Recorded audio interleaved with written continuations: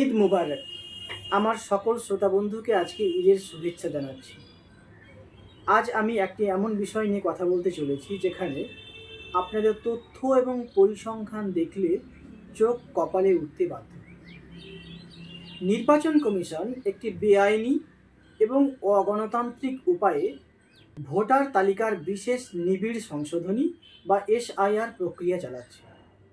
এই প্রক্রিয়া সাংবিধানিকভাবে কোথাও বৈধ নয়। নির্বাচন কমিশনের কাজকর্ম বিশেষ যে কয়েকটি আইন এবং বিধি দ্বারা বিধিবদ্ধ, সে সমস্ত জায়গা ভালো করে পুঙ্খানুপুঙ্খ করে পড়ে দেখলে বোঝা যাবে নির্বাচন কমিশনের কোনো এখতিয়ার নেই এই এসআইআর প্রক্রিয়া চালানোর। তারপরেও একটা অগণতান্ত্রিক, অসাংবিধানিক এবং একটি বেআইনি কাজ নির্বাচন কমিশন করছে এবং সকল রাজনৈতিক দল এই বিষয়টাকে কোথাও গিয়ে মেনে নিয়েছে। তারা কেন শক্তিশালী প্রতিরোধ গড়ে তুলতে পারলো না, তা নিয়ে সন্দেহ থাকতেই পারে। কিন্তু এর বাইরে গিয়ে বেশ কিছু কথা থাকে যে কথাগুলো আমরা ওপেন ফোরামে বলতেই পারি এবং বলা উচিত।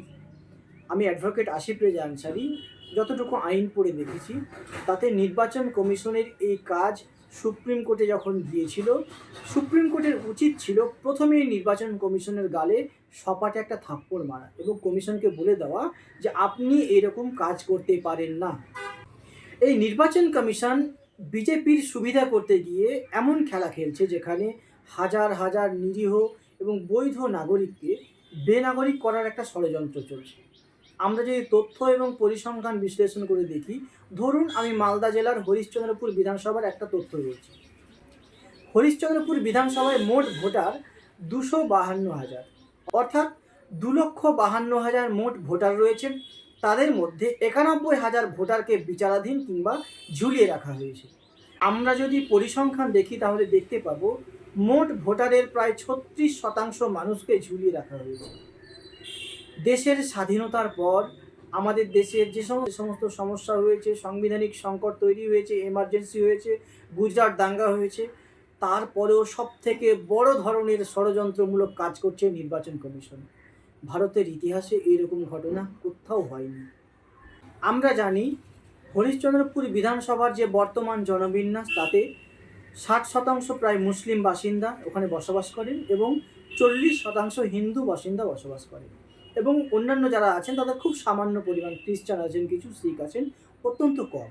সেগুলো ওই পরিসংখ্যানের মধ্যে তেমন আসে না। এই মুহূর্তে দাঁড়িয়ে হরিশ্চন্দ্রপুর বিধানসভায় সর্বমোট মুসলিম ভোটারের সংখ্যা 1,51,000 এবং হিন্দু ভোটারের সংখ্যা 1,01,000।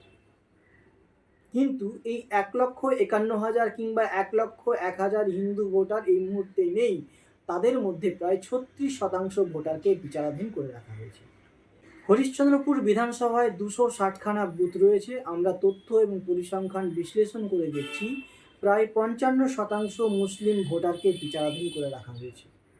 একই সঙ্গে প্রায় 7% হিন্দু ভোটারকে বিচারাধীন করে রাখা হয়েছে। মোট ভোটারের প্রায় 55% মুসলিম যেহেতু ঝুলে রয়েছেন, অর্থাৎ এই মুহূর্তে মুসলিম ভোটার যারা ঝুলে রয়েছেন কিংবা বিচারাধীন রয়েছেন তাদের সংখ্যা প্রায় 83,000, অর্থাৎ মোট 91,000 ভোটার এই মুহূর্তে ঝুলে রয়েছেন। তাদের মধ্যে 83,000 মুসলিম, অর্থাৎ সিংহভাগ মুসলিম ভোটার বর্তমানে বিচারাধীন তালিকায় রয়েছে। এবং শুধু মুসলিম না, হিন্দু প্রায় 7% ভোটার এই মুহূর্তে ঝুলে রয়েছেন। এই মুহূর্তে হরিশ্চন্দ্রপুর বিধানসভায় 7,000 হিন্দু ভোটারকে ঝুলিয়ে রাখা হয়েছে। সমস্ত প্রান্তিক মানুষ যাদের কোনো নথি নেই কিংবা যাদের নথি ছিল জমা দিয়েছে, সেগুলো সঠিকভাবে ইআরও কিংবা ব্লক লেভেলের অফিসাররা নির্বাচন কমিশনে জমা দেননি, কিংবা জমা দিলেও মাইক্রো অবজারভার কিংবা রোল অবজারভাররা কারসাজি করেছেন এবং এই কারসাজির ফলে হাজার হাজার মানুষ বর্তমানে ভোটাধিকার এবং নাগরিকত্ব হারাতে চলেছে। এই নির্বাচন কমিশনের কলকাঠি করার পর এই মুহূর্তে দাঁড়িয়ে হরিশ্চন্দ্রপুর বিধানসভায় মুসলিম ভোটার যারা বর্তমানে ফ্রেশ তালিকায় রয়েছেন, অর্থাৎ যাদের কোনো সমস্যা নেই, সেই ভোটারের সংখ্যা হচ্ছে 68,000 এবং এই মুহূর্তে হিন্দু ভোটার যাদের কোনো সমস্যা নেই সেই সংখ্যাটা হচ্ছে 94,000। তাহলে এখন গরিবের বন্ধু মতিউর রহমান যদি ভাবেন আমি তৃণমূল কংগ্রেসের প্রার্থী সহজে জিতে যাব, তার সেই রাস্তাটা কিন্তু সহজ নয়। শুধু তাই নয়, যদি মোহাম্মদ খলিল সিপিএমের প্রার্থী ভাবেন যে আমি সহজে জিতে যাব, তার রাস্তাটাও কণ্টকময়। তার কারণ যে শতাংশের হারে বিজেপি যে খেলাটা খেলতে গিয়েছে, বিজেপি মনে করেন এই 94,000 ভোটারের মধ্যে আমাকে প্রায় 80,000 ভোটার আমাকে ভোট দেবেন। তাহলে বাকি হিন্দুরা যদি একত্রিত হয়ে অন্য প্রার্থীকে ভোট দেয়, অর্থাৎ তৃণমূল কংগ্রেস কিংবা সিপিএমকে ভোট দেয়, তাহলেও আমরা জিতে যাব। এই খেলাটা গড়ে রেখেছেন বিজেপি প্রার্থী। স্বাভাবিকভাবে বিজেপি প্রার্থী যখন এই কথা কনফিডেন্সে নিয়ে আসছেন, মানে নির্বাচন কমিশন কোথাও গিয়ে তাকে একটা কনফিডেন্স বিল্ড করতে দিয়েছে যে হ্যাঁ আপনি জিতবেন, আপনার কোনো ভয় নেই। তার কারণ 1,51,000 মুসলিম ভোটার থেকে পুরো কমিয়ে দিয়ে সেটাকে 68,000-এ নামানো হয়েছে, এবং 1,01,000 হিন্দু ভোটারকে নামানো হয়েছে 94,000-এ। তাহলে আমরা সাধারণ মানুষ কি করতে পারি? আমরা সাধারণ মানুষ যে প্রশ্নটি নির্বাচন কমিশনের কাছে বারবার তুলছি, মাননীয় নির্বাচন কমিশন আপনি 27 তারিখ নভেম্বর মাসে যখন একটি নোটিফিকেশন জারি করলেন, তখন আপনি বললেন যে হ্যাঁ এই 13টি নথি থাকবে এবং এটি সামগ্রিক নয়।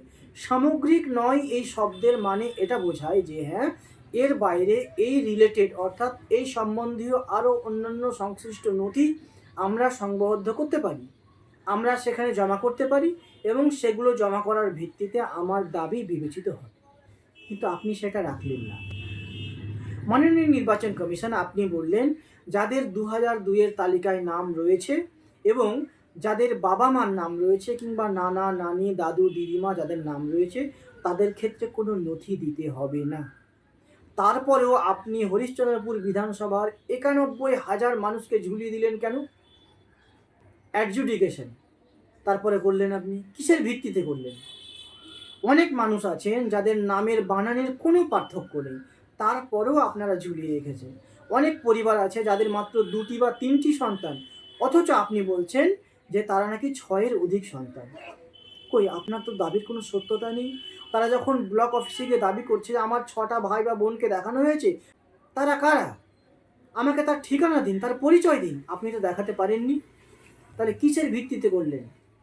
আপনি যে ইচ্ছাকৃত মানুষকে হয়রান করছেন এবং হাজার হাজার মানুষের নাগরিকত্ব কেড়ে নেওয়ার খেলায় মেতেছেন। অমিত শাহ কিংবা বিজেপির যে বলে দেওয়া বুলি সেটাকে আপনি বাস্তব করতে চাইছেন, তাদের বেঁধে দেওয়া ফ্রেমে আপনি চলতে চাইছেন, এ নিয়ে কোনো সন্দেহ নেই। আপনার নিরপেক্ষতা বলে কোনো কিছু নেই এবং আপনার বেলেল্লাপনার পোশাক সম্পূর্ণ খুলে গিয়েছে। আপনার সমস্ত নিরপেক্ষতা এবং সৎসাহস এবং সাংবিধানিক যে পরিকাঠামোর মধ্যে থেকে কাজ করার জায়গা সম্পূর্ণ উলঙ্গ হয়ে গিয়েছে। আপনার লজ্জা করা উচিত, আপনাকে জলে ডুবে মরে যাওয়া উচিত। মাননীয় নির্বাচন কমিশন, এমনও ভোটার আছেন তাদের কাছে যে সমস্ত নথি আছে, আপনি কেন আপনার 14 পুরুষ সেগুলো দেখাতে পারবে না? আমি আপনাকে হলফ করে বলতে পারি। আপনি যখন বলছেন যে সামান্য নামের বানানের জন্য একটা যৌক্তিক অসঙ্গতি হয়েছে কিংবা লজিক্যাল ডিসক্রিপেন্সি হয়েছে, যদি তাই হয় শুভেন্দু অধিকারীর বাবার নাম 2002-এর তালিকার সঙ্গে 2025 বা 26-এর তালিকার কোনো মিল নেই, তাহলে তাকে নোটিশ করলেন না কেন আপনি? আপনি তো নিরপেক্ষতা পালন করছেন না। মাননীয় নির্বাচন কমিশন আপনার কাছে প্রশ্ন, শশী পাঁজাকে নিয়ে একটি খবর প্রকাশিত হয়েছে, আমরা যতদূর জানতে পারছি তিনি নাকি আপনার কাছে আর্জি জানিয়েছিলেন তিনি প্রার্থী হতে চান এবং তার নাম আন্ডার অ্যাডজুডিকেশনে আছে, সেটা যেন খুব তাড়াতাড়ি ক্লিয়ার করে দেওয়া হয় এবং সেটা নাকি মিটে গিয়েছে বলে আপনার দপ্তর থেকে জানানো হয়েছে। পশ্চিমবঙ্গের রাজ্য মুখ্য নির্বাচনী আধিকারিক যিনি রয়েছেন তার দপ্তর থেকে জানানো হয়েছে শশী পাঁজার সে সমস্ত যে কেস ছিল আন্ডার অ্যাডজুডিকেশন সেটা ক্লিয়ার হয়ে গিয়েছে।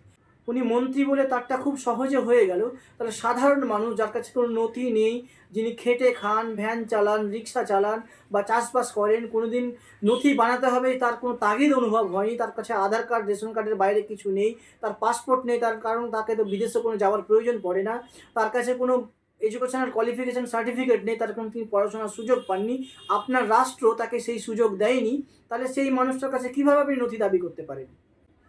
মাননীয় নির্বাচন কমিশন, হরিশ্চন্দ্রপুর বিধানসভার যিনি একজন প্রার্থী হচ্ছেন তৃণমূল কংগ্রেসের, তিনি 8ম শ্রেণী পাস, তাহলে তার কাছেও তো ম্যাট্রিকুলেশন সার্টিফিকেট নেই। শুধু তাই নয়, আমি নামটা এই কারণে নিচ্ছি, আমাদের দেশে হাজার হাজার এরকম জনপ্রতিনিধি আছেন যারা ক্লাস 4 পাস, অনেকে আছেন টিপসই দিয়ে মাইনে তোলেন, তাহলে সেই মানুষগুলো তো ম্যাট্রিকুলেশন নেই, তাহলে একজন সাধারণ মানুষের কাছে আপনি ম্যাট্রিকুলেশন দাবি করতে পারেন কিভাবে? আমাদের দেশে জন্ম নিবন্ধন আগে কোনো বাধ্যতামূলক ছিল না, তার ফলে আপনি কিভাবে বলতে পারেন বার্থ সার্টিফিকেট নিয়ে এসো? আপনি যে সমস্ত নথি তালিকাভুক্ত করেছেন, এই 13খানা নথি বড়জোর 10 থেকে 20% মানুষের কাছে থাকবে, বাকি কারো কাছে নেই।